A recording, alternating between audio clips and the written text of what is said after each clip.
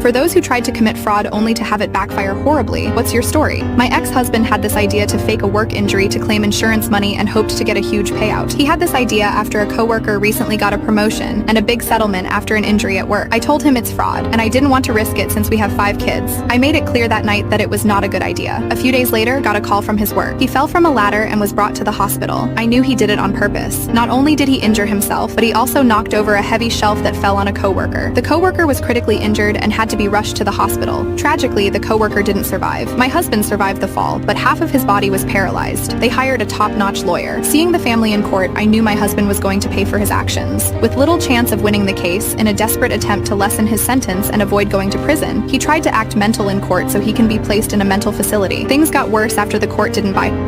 Court saw through his lies, and he was sentenced to prison for fraud and manslaughter. What's heartbreaking is that the coworker's pregnant wife is now all alone. For those who tried to commit fraud only to have it